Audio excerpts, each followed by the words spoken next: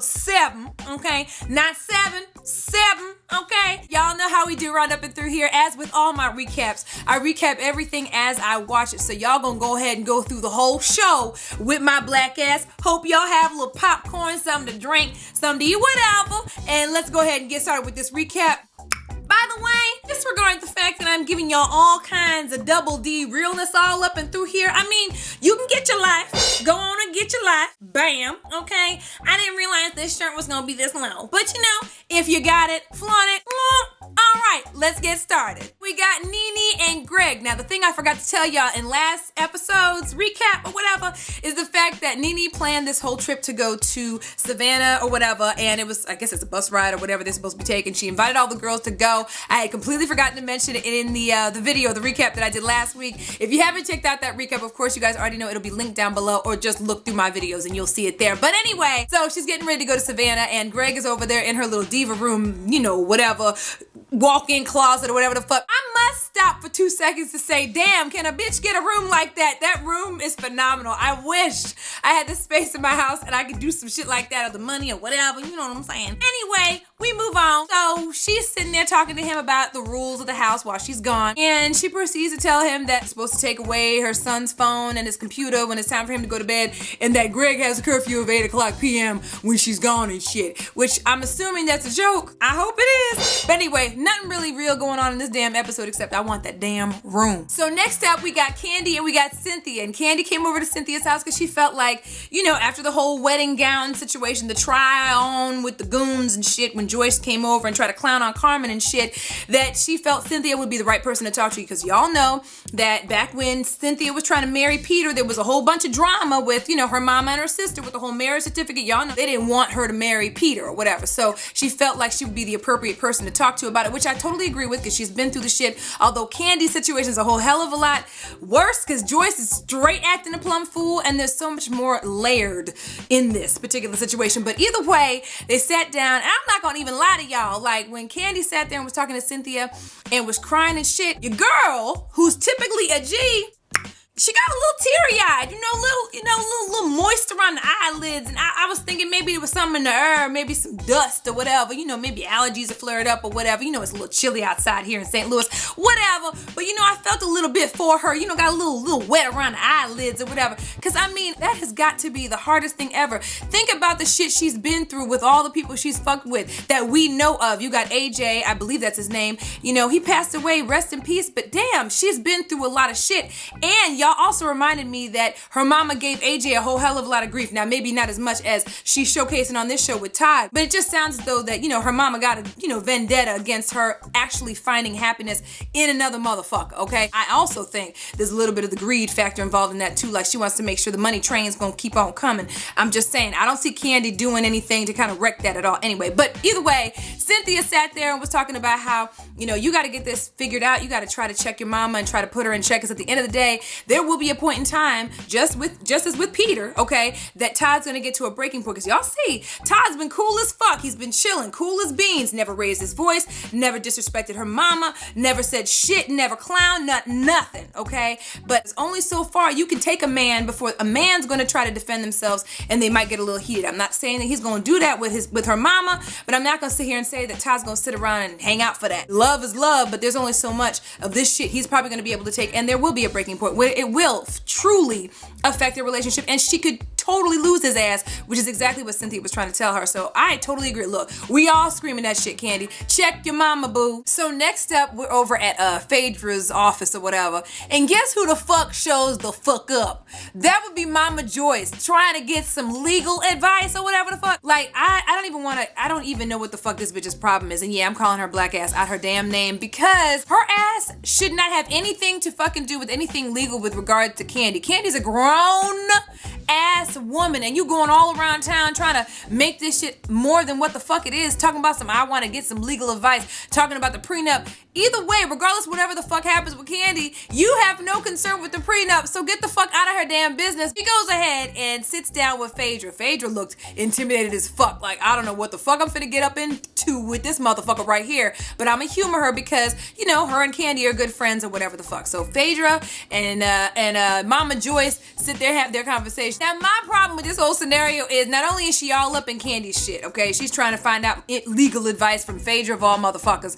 And she's trying to get information, but you all know she's stuck on this whole in the manner to which I've become accustomed to line. And I'm like, bitch, get the fuck over that damn line. Y'all know she asked him at the dinner table if they were gonna take out the in the manner to which I've become accustomed to line at the prenup, would he sign it? Now, she gonna tell Phaedra that his ass said that he wouldn't sign a motherfucking thing, which is complete and utter bullshit, because if you recall in that conversation, and they flash back to the shit, then his ass says, I'm not gonna say I'm gonna sign anything right now. Now, that don't mean no damn no. That don't mean I ain't gonna sign a motherfucking thing. That's meaning, I ain't trying to have this conversation with you, bitch. Like, this has nothing to fucking do with you. I know you're her mama. I'm trying to be respectful, but a motherfucker like me ain't gonna do shit to not a damn when it comes to this legal shit, because at the end of the day, her mama ain't got shit to do with the prenup, period. Point blank, period. Then she gonna ask Phaedra why the fuck she hooked the two of them motherfuckers up. Now, I forgot that Phaedra's the one who actually got them two of them together in Africa or whatever the fuck,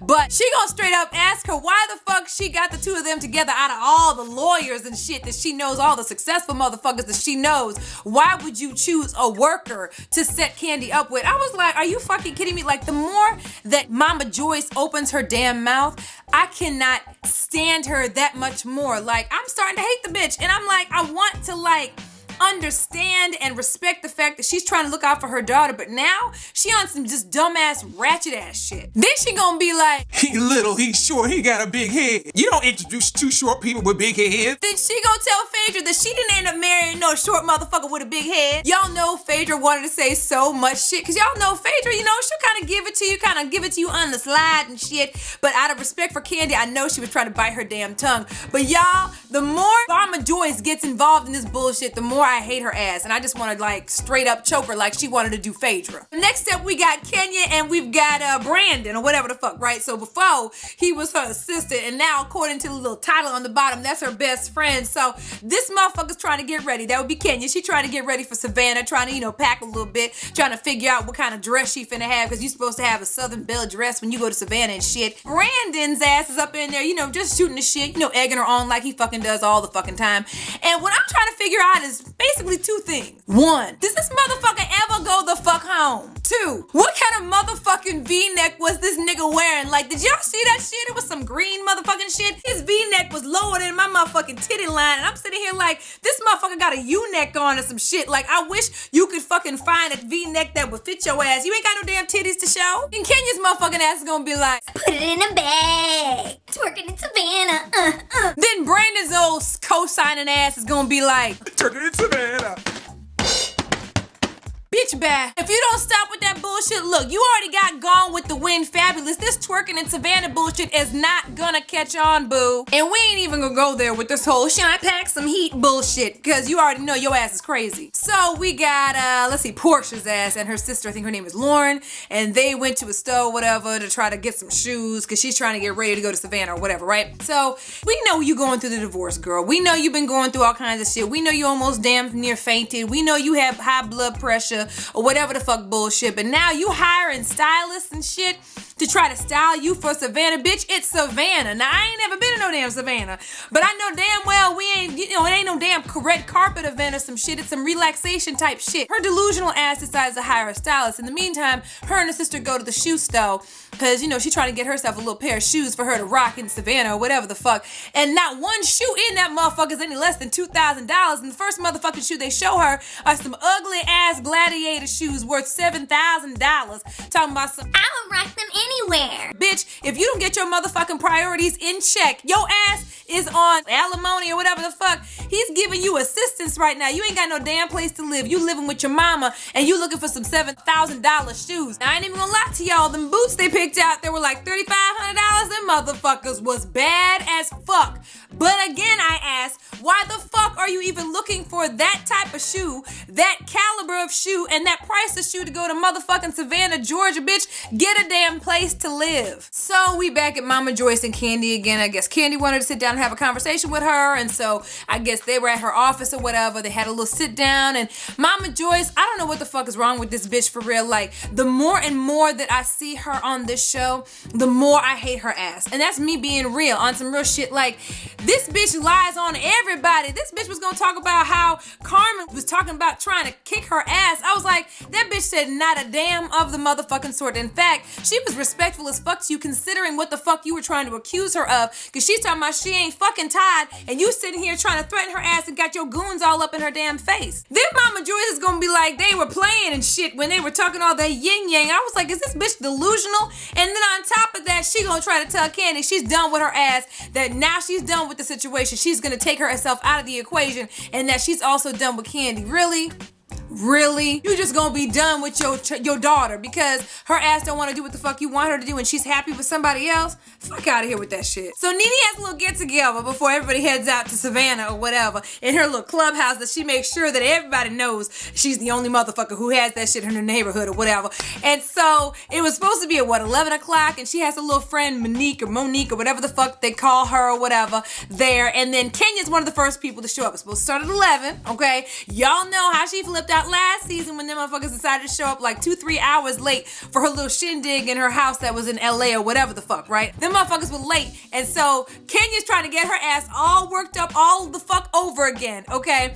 Because she's the first one to get there, and she's like, where's everybody else? So Nene's like, look, let me just chill. I ain't trying to go to Nene right now. You know, I ain't trying to go ham on these motherfuckers. Just let me chill for a minute. And Kenya's steady trying to rile her ass up. But did y'all notice the biggest and most important part of this motherfucking segment, which was the fact that Nene done used the motherfucking plural? This bitch was talking to Kenya trying to introduce Monique or whatever the fuck, talking about had you been at the wedding, you would have been able to meet the groomsmen. I clearly heard that shit 2 times. I'm like, bitch, it's about motherfucking time. One more thing, right? Okay, so please tell me that y'all don't feel me on this shit. So I know when they're doing their little recap, you know, on the side, you know, in front of the green screen or whatever the fuck's behind them, and you know, they're all dressed up and they're actually made up properly, and Nene had a hairstyle that I was like, boo, bye. It was that little bob shit. Now, the haircut she has when she's out there with them at her clubhouse is cute. You know, it's got an angle to it. It's short on one side and it's longer on the other.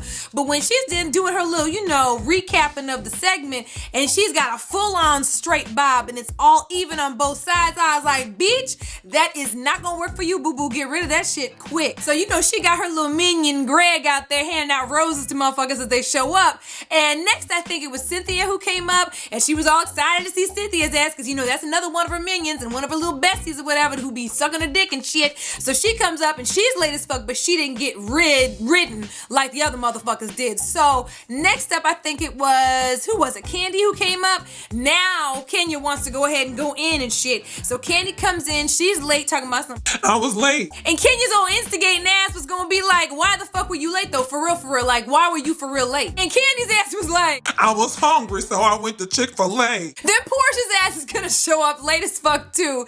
And while everybody's getting their asses chewed out, she gonna sit there and talk about some. Y'all know I fainted, and when I fainted, I fell down 3 stairs. I'm so motherfucking over Porsha in this divorce and her fainting spells and shit. Y'all know Nene was heated as fuck, so the bitch almost left the motherfuckers, almost went home and said, fuck it, y'all can go to Savannah by your damn self, but she calmed down and came the fuck back, right? So they're loading into the bus and shit, and Nene starts to kind of say, okay, here's what's gonna kind of go down, and Kenya's ass cuts her ass off and is like, nobody here is bigger and better than anybody else, and I personally do not like to wait on bitches. Then she gonna say now, because she was there first, that Nene gets the first choice of bedroom, the best room, and that of course she gonna get the best room after that. Monique was like, bitch, I was here second, bitch, so if this rule applies, I get second dibs. I'm like, Monique, you ain't even part of this motherfucking shit. Stay in your lane, bitch. Now y'all know Kandi's ass was not gonna take that shit. This bitch done been through all kinds of shit with her mama, Todd,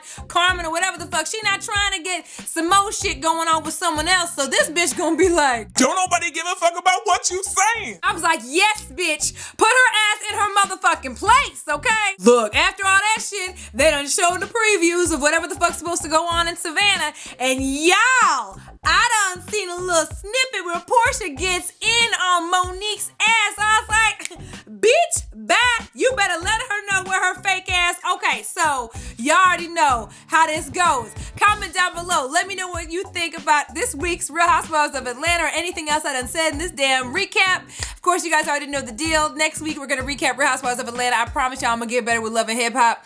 Y'all, I just haven't really had as much time to get it done, but we're going to get it done. So you're going to see something soon, whether it's the old episode that just passed or the new one that comes up, or I might do both. We going to see. But yeah, comment down below. Hit the thumbs up button if you like seeing these recaps from your girl. And y'all already know what to do. As always, hit me up on Twitter. Twitter.com/Socialite Sande. Hit me up on my Facebook fan page or my Pinterest page. Those links are down below. Hit me up on my blog, TheSocialiteLife.blogspot.com, and hit me up on Instagram at SocialiteSandy.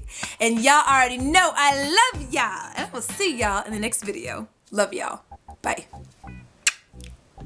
Y'all, your girl Sandy, and I'm back for another motherfucking video, y'all. Y'all miss me? Okay, so